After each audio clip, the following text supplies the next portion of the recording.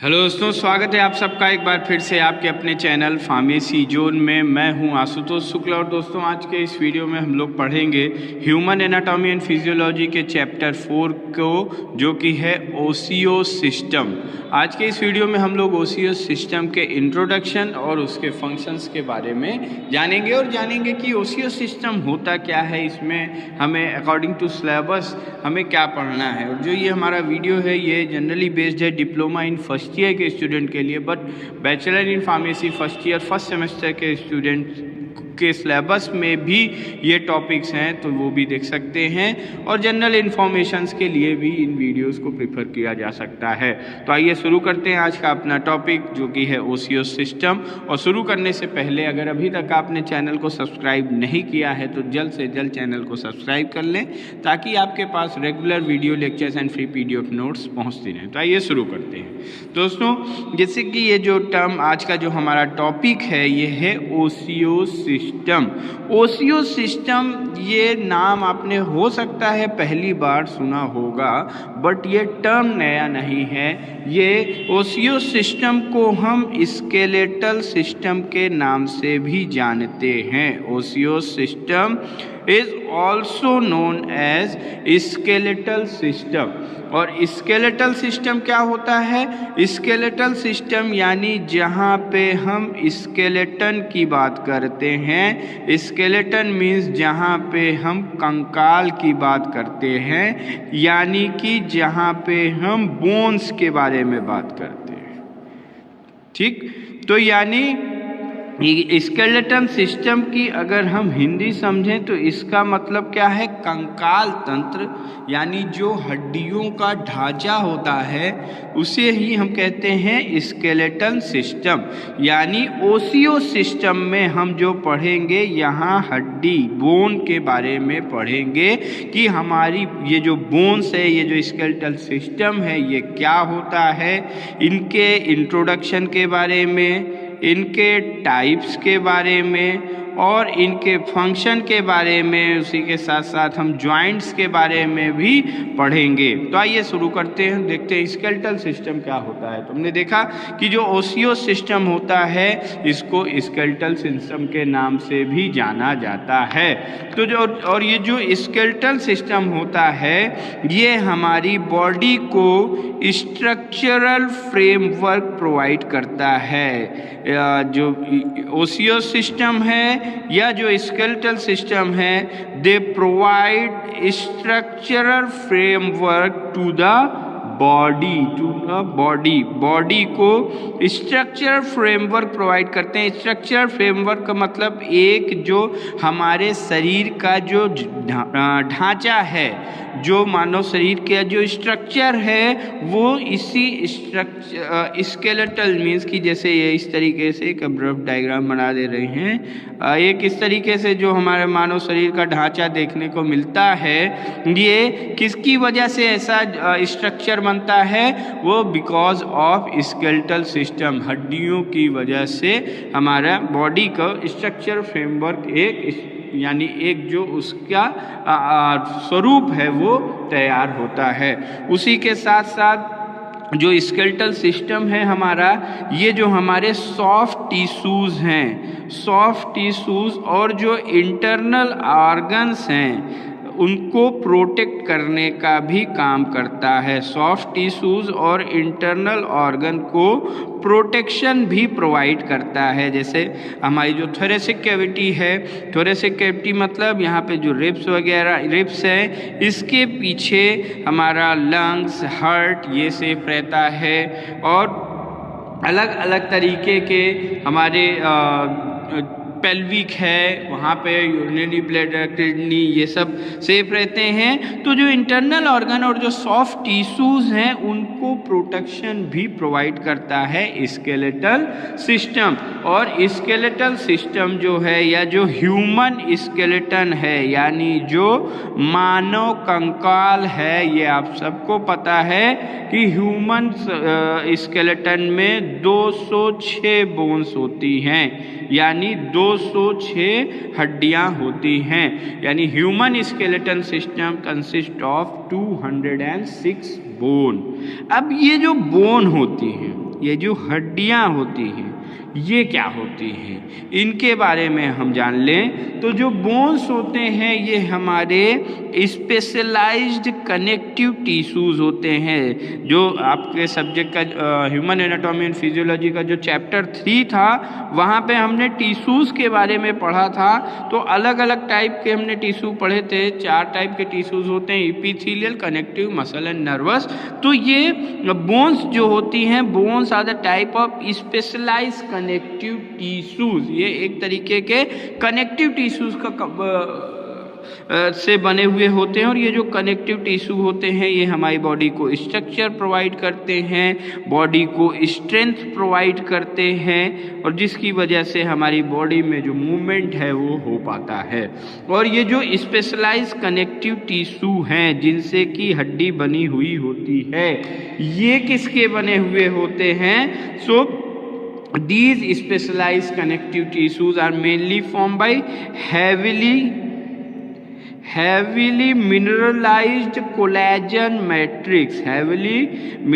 mineralized collagen matrix मतलब ये ऐसे कोलेजन मैट्रिक्स के बने हुए होते हैं जो heavily mineralized होता है, यानी यहाँ पे मिनरल्स पर्याप्त मात्रा में इन कोलेजन मैट्रिक्स या इन टिश्यूज में पर्याप्त मात्रा में मिनरल्स उपस्थित रहते हैं, जिसमें जो सबसे ज़्यादा मात्रा में पाया जाता है वो पाया जाता है कैल्शियम।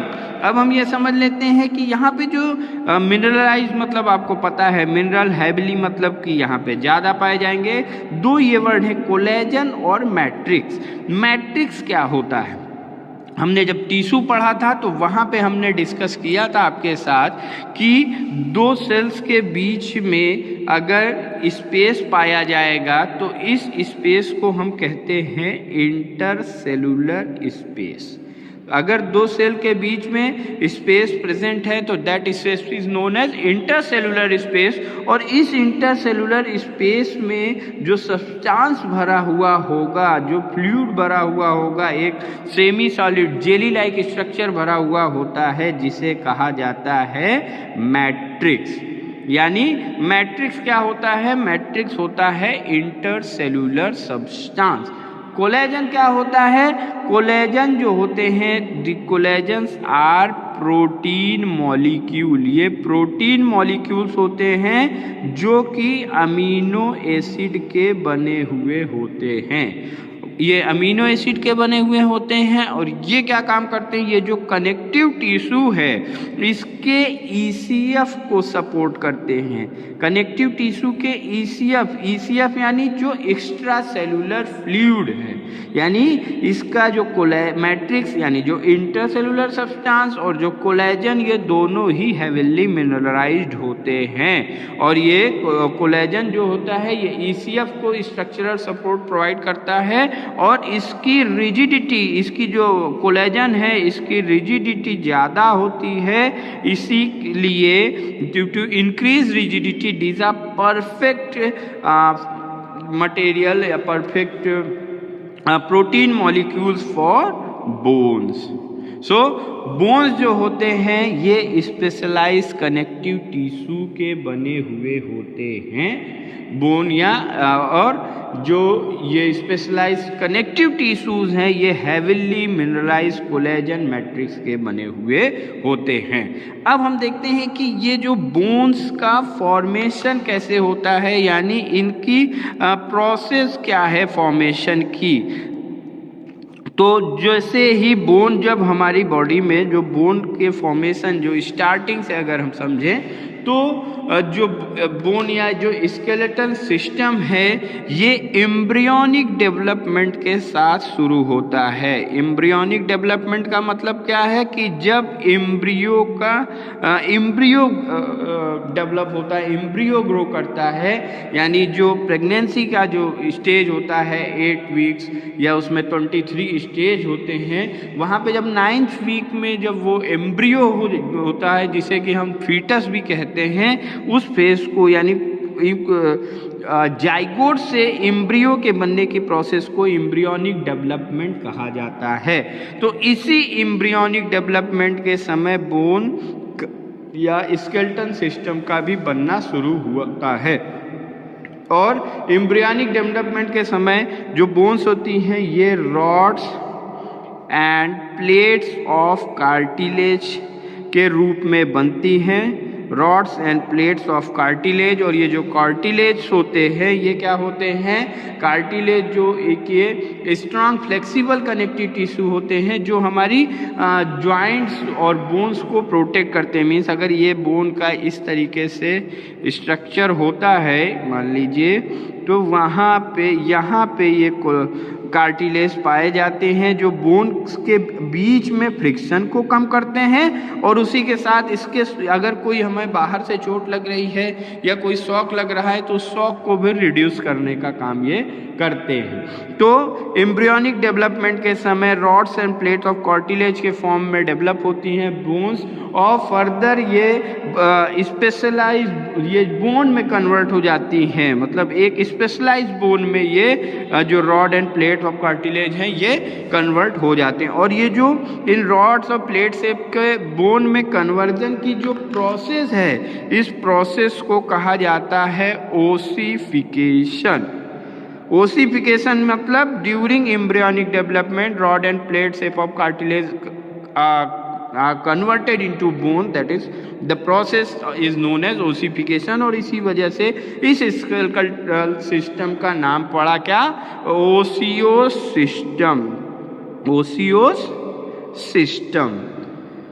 ओके, तो और ये जो बोन्स होते हैं, जो बोन्स हमारी होती हैं, बोन्स बहुत ही स्ट्रांग होती हैं, हाईली वैस्कुलर होती हैं। मतलब हाईली वैस्कुलर का मतलब यहाँ पे ब्लड फ्लो ज़्यादा होता है, मेटाबॉलिकली एक्टिव होती है। मेटाबॉलिकली एक्टिव मतलब इसके अंदर जो भी मेटाबॉलिक रिएक्शंस हैं वो होती हैं, और ये कॉन्स्टेंटली मतलब लगातार ये रिन्यू होती रहती हैं और रीमॉडल्ड यानी इनके स्ट्रक्चर में भी चेंजेस होते रहते हैं। वहीं बोन्स में आप सबको पता है कि हमारी बॉडी में बोन्स में सेल्फ हीलिंग की कैपेसिटी पाई जाती है। जैसे जब बोन फ्रैक्चर हो जाता है तो वो एक टाइम के बाद वो बोन फिर से ऑटोमेटिकली जुड़ जाती हैं, बिकॉज उनमें कांस्टेंट रिन्यूएशन एंड रीमॉडलिंग होती रहती है। अब हम जान लेते हैं फंक्शंस ऑफ ओसियस सिस्टम,